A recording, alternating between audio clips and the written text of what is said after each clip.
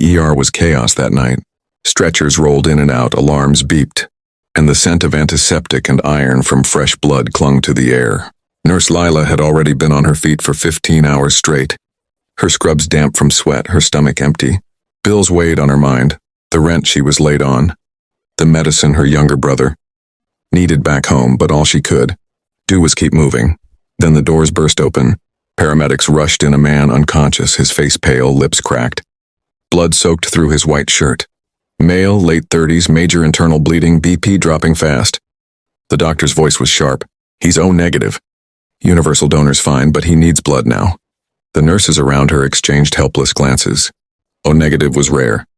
Lila felt her pulse hammer. She was O negative.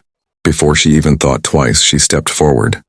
"Take mine," she said, her voice firm despite the tremor in her chest. "Don't waste time looking." The staff hesitated. "Lila, you've been on double shift. Are you sure you're strong enough?" She nodded quickly, already rolling up her sleeve. "I'll be fine. He won't be if we wait." Minutes later, she was lying on a cot, the needle in her arm, watching her blood fill the bag. She felt the drain of her strength, her body sagging. But she kept her gaze locked on the stranger. Across the room, the man fighting for his life. His chest rose and fell shallowly, and something inside her whispered, "Don't give up. My blood will hold you. Just breathe." She closed her eyes and whispered under her breath, almost like a prayer, "Please, live." 2 days later, exhaustion still clung to her bones, but Lila dragged herself through her rounds.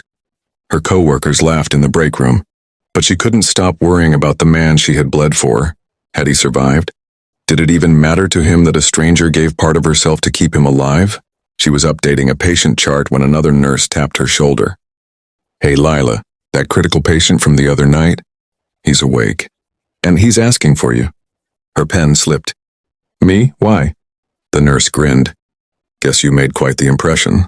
Curiosity burned through her fatigue as she walked down the hall to the private recovery wing. When she entered the room, she froze. The man lay propped against white pillows. Still pale, but undeniably striking. Broad shoulders, strong jaw, eyes the color of storm clouds. His presence filled the room, even weakened as he was. At his side sat a little girl, no older than 7, her small hand clinging tightly to his. When he saw Lila, his gaze sharpened, almost disbelieving. His voice was rough but steady. "You're the one?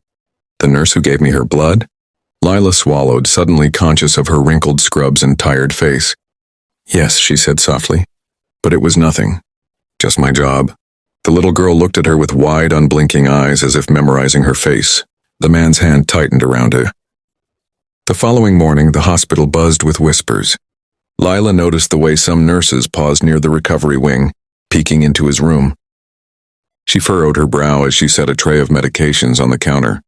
Finally, one of the senior nurses, Clara, leaned toward her with raised brows. "So you've been in and out of room 312? Lila nodded cautiously. "He's my patient." Clara smirked, lowering her voice. "Do you even know who you're looking after?" Lila tilted her head. "A man who nearly died?" Clara gave a short laugh. "That man is Adrian Cole, as in Cole. Industries, billionaire, philanthropist, single father. His face is on half the finance magazines in this country." The words struck Lila like a stone to the chest. She froze, the tray rattling faintly in her hands. "You're kidding." But when she slipped back into his room later, she noticed details she had overlooked. Before, the discreet but unmistakable security stationed. Outside the door, the sleek leather bag with the embossed initials AC, the way the doctor spoke to him with a hint of deference. She stole a glance at him as she checked his vitals. He wasn't just a patient anymore. He was a man who carried power in the way he sat, even weakened. And yet, when his little girl tugged his sleeve and whispered, "Daddy, don't move too much," all that strength softened into something tender, fragile. That evening, Lila returned to check on him one last time. The room was dim, a soft lamp glowing on the bedside table. Adrian was awake, his daughter curled at his side, fast asleep. As Lila gently adjusted his IV, his voice broke the silence. "You saved my life." She smiled faintly, trying to deflect. "I was just doing my job." "No." His tone deepened, steady but filled with something she couldn't name. "It wasn't just a job. You gave a stranger your strength. You gave my daughter her father back." At the sound of those words, Lila's chest tightened painfully. She glanced at the sleeping girl, her small fist clutching his blanket as though afraid he might slip away again. Adrian studied Lila in the quiet. His gaze wasn't just gratitude, it was searching, deliberate. "Tell me your name," he said softly. "Lila," she whispered, almost embarrassed at how small her voice sounded. "Lila?" he repeated as if the name itself was important to remember. Then slowly he extended his hand toward her. "Have dinner with us. When I'm discharged.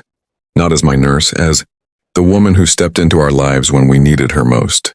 Before she could respond, the little girl stirred awake. Blinking at Lila, she sat up, still half dreaming, and whispered, "Daddy, is she going to stay with us?" Heat flushed Lila's cheeks. Adrian's gaze flickered between his daughter and Lila, then settled back on her. "That depends," he murmured. "Will you let us thank you properly?"